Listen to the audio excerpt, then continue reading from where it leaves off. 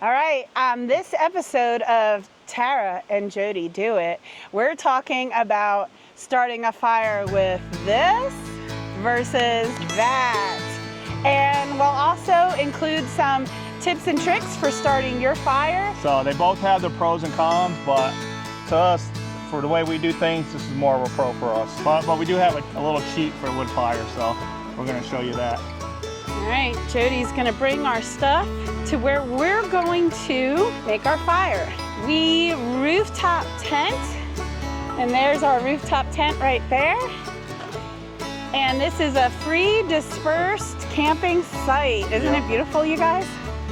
It's really pretty. It's here in North Carolina. Okay, so one of the advantages of this fire pit here, I don't have to use this fire ring here. I can walk over there on the rock and make a fire right by the water.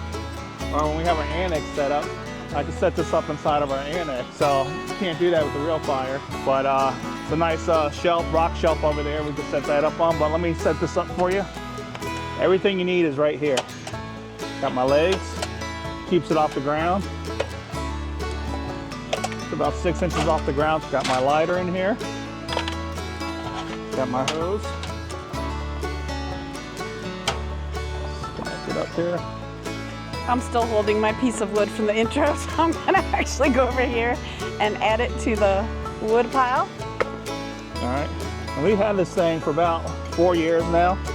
This is the hardest part right here. Clicking this over on this side here. It's a little quick thing, but sometimes it'll pop right on. Sometimes it takes a second. Oh, pop right on that time. This thing's a little worn out.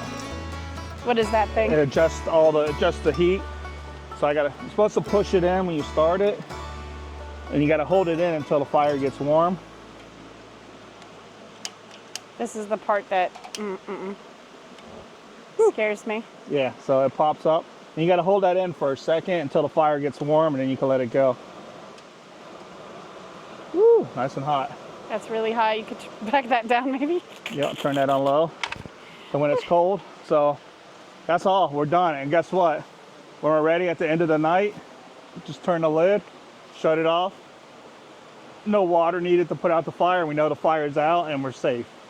So we went, we drove around for about 6 hours looking for campsites yesterday. And we pulled up on a couple of them. Looked like they've been abandoned for hours, but guess what? There was still smoke coming from the fire pits. So they looked like they watered it down, but if smoke's still coming out, that means the fire is not dead. And the other good thing about that, when you go to state parks or campgrounds where they want you to only purchase wood there, that's because they're worried about insects and diseases that could be transferred from the wood that you're bringing in to the environment there. So with this, you actually do not have to worry at all about those issues. All right, Jody, what items do you need to get out in order to start the wood fire?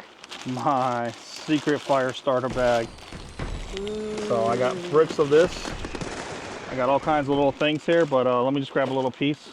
So these are fire bricks that you get. I buy them at BJ's, so I got a box of like 100 of them, and I break them apart. They're like little bars in here, and I break them apart because you don't need a whole bar unless you're trying to use that as your fire.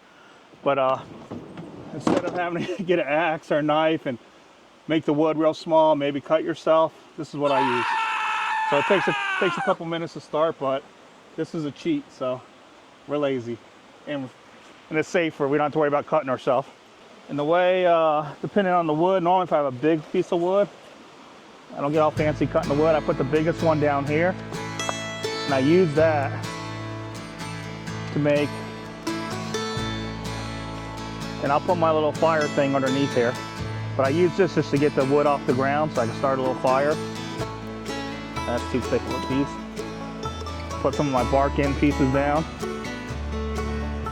And I'll put my fire log right there. But I got a little air getting around there. So in this piece, stick right down here.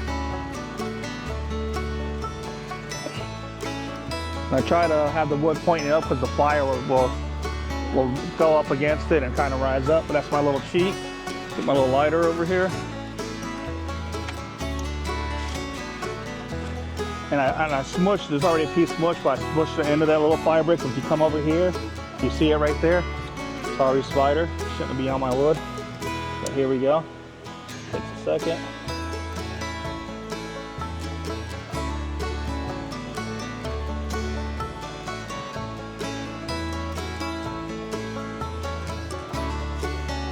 All right. We have fire. Takes about a good 10 minutes or so. So there's another cheat we do. I'll show you in a little bit. So there are advantages and disadvantages of both types of fires. I will say though, if you're going to be camping, especially in the wild, like we do dispersed free camping, or out west they call it BLM, Bureau of Land Management. Can you see me thinking and making sure I get it right? Yes. So we haven't done that yet, so it's not fresh in my mind. Although I forget words all the time, let's be honest. Anyways, so there are pluses and minuses of both. But if you are camping in the wild, you should learn all the basics of fire starting. We have done the whole using the knife and carving those little curls. What do you call those? Like to start the fire. There's a name for those. I make splinters. I think, I don't know. There I go, forgetting words again. But there's a name for those. You should at least practice that a few times and know, because you never know. Like, what if you left your lighter behind? What if you didn't bring your brick and all your little fire starting things? Other little things we've used to help start fire is dryer lint. We used to collect it and keep it and bring it camping. One of the pluses of the Propane Fire Pit is that it's quick and easy to start a fire. It's portable. You can bring it wherever. You could bring it to a real pretty spot that maybe you don't want to actually start a fire at. Sometimes there's fire bans, and in the fire bans that they'll still let you use this. Not all the time, but and then there's the places when we go like festival style camping, you can't use a real fire, but you can use a fire pit. It's small. As far as price goes, if you're buying wood, a bundle of wood could be like anywhere from $5 to like $8, $9 at some campsites. And it'll last you maybe 4 hours or so. To fill up that can, it's $5, and that'll last. We got in like on low, it'll get like 5 hours or so. On high, it might only get 3 hours. So as far as price goes, it's unless you're cutting your wood, this is almost cheaper because I'll use this for a couple days. So like we used it last night. We made marshmallows. We stayed warm. We got up this morning, started it within like coming down, turned it. I got instant fire. I don't have to wait for a fire to start. Okay, let me say one of my favorite things. Okay.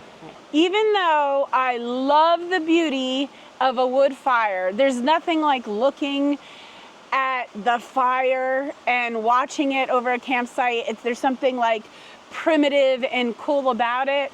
I will say that I am the first one to complain that I smell like smoke and it's in my hair, and I can't wash my hair for the next 3 days because we're wild camping or something. Although, you know, we do have a shower. But when it's cold, you know, which is exactly the times you really want a fire, when it's cold at the end of fall or in the winter, that's exactly the time I'm not really too interested in getting in our shower. But by the way, there's a whole video on the shower. You can see us using the shower.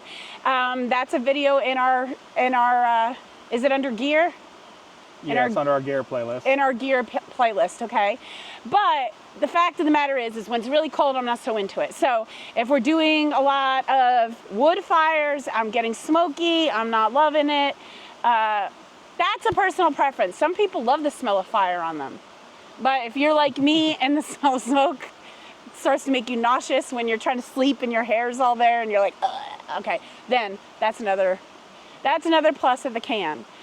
What's a plus of the real fire? I will say, I kind of alluded to it earlier. There's nothing as beautiful, I think. There's something very pretty about the flames licking a true a true fire, right? I don't know. There's just something about it, I think. The crackling for me.